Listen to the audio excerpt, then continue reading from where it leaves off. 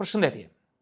Nëse duke parë këtë video, ka shumë gjasa që pornografia të ketë hyrë edhe në jetën tënde, si një shok i fshet në telefon, laptop, rrjetet sociale, një klik larg dhe dopamina shpërthen në tru.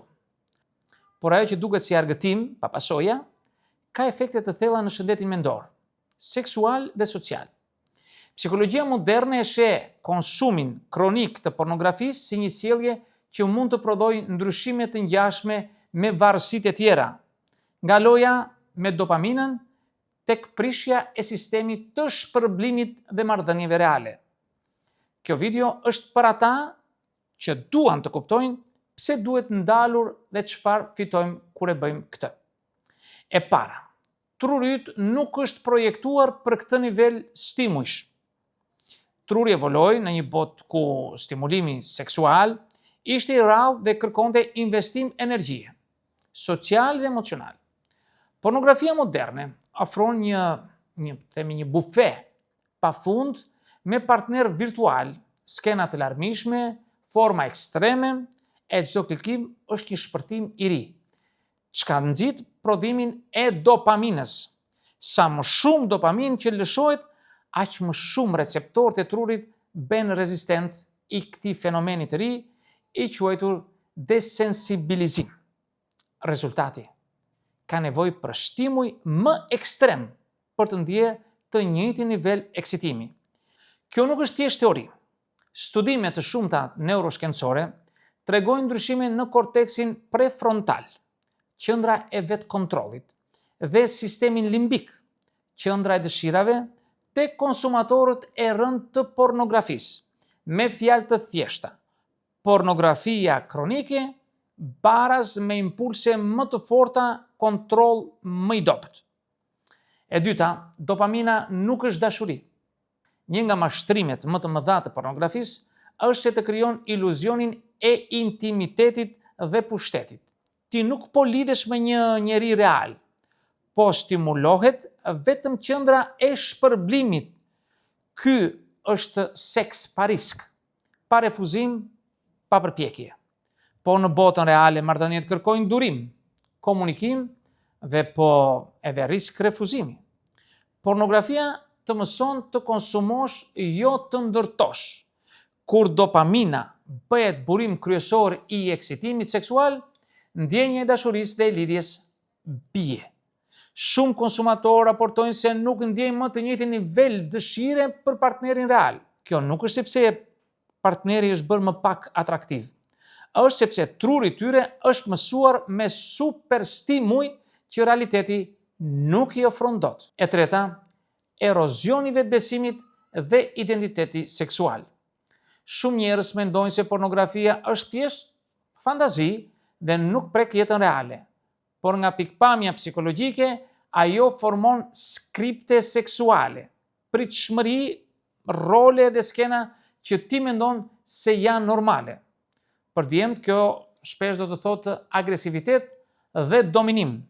Për vajzat që shikojnë porno, shpesh në nështrim ekstrem dhe pamje e trupit të tyre jo realisht. Por kur këto skripte hyjnë në jetën seksuale reale, sjellin zhgënjim, performancë dobët dhe ankth seksual. Nëse ndalon pornografinë, fillon të çprogramosh këto skripte dhe të kthehesh te seksualiteti yt autentik, jo tek ai i koreografuar nga industria. E katërta, pornografia si mekanizëm shmangje emocionale. Nga përvoja klinike, një pjesë e madhe e klientëve që konsumojnë pornografi në mënyrë problematike nuk e bëjnë thjesht për seksin. Ata e bëjnë për aratisje. Nga stresi, vetmia, ankthi, depresioni, pornografia bëhet një mjet vetqetësimi. Problemi është se kjo formë qetësimi është si sheqer, të jep kënaqësi momentale, por edhe opson tolerancën dhe aftësinë për të menaxhuar emocionet. Ndalimi i pornografisë nuk është vetëm heqje e një zakoni, është ballafaqim me boshllëkun emocional që ajo mbulonte. Ky është dhe hapi më i vështirë psikologjikisht, por edhe më shëruesi. E pesta, pornografia dhe marrëdhëniet reale. Studime të shumta tregojnë korrelacion negativ midis konsumit të shpeshtë të pornografisë dhe kënaqësisë seksuale në çift. Konsumuesit e rregullt raportojnë më pak afërsi emocionale, më shumë pabesi dhe më shumë vështirësi në ereksion apo arritje orgazme në jetën reale. Nuk është rastësi që terapistët e çifteve shpesh hasin këto probleme në qendrat e krizave martësore. Duke ndalur pornografinë, i jep trurit mundësinë të rivendosë ndjeshmërinë ndaj partnerit real.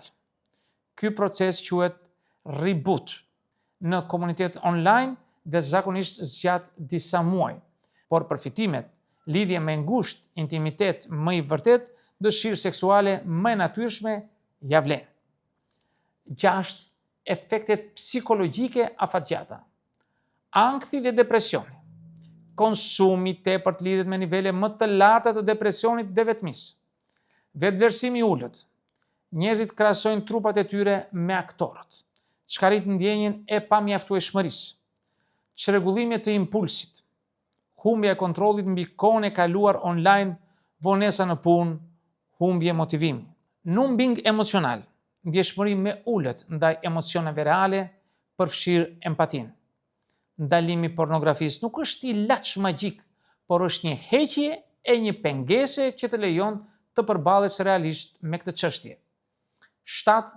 Strategjia psikologjike për të ndaluar. Vetëdijësimi. Mbaj shënime sa shpesh shikon porno, kur dhe pse. Kupto shkaqet emocionale. Shmangja e nxitësve. Filtro rrjetet. Hiq aplikacionet, mos shto krip në plag. Zëvendësimi i dopaminës. Bëj ushtrime fizike, sport, projekte kreative, mënyra të tjera për dopaminë të shëndetshme. Terapia. Nëse është varësi e rëndë, terapia kognitive behaviorale ose grupet mbështetëse funksionojnë shkëlqysh. Durimi. Sistemi i shpërblimit ka nevojë për kohë të rivendoset. Mos prit mrekulli brenda një jave. E 8. Çfarë ndodh kur e ndalon?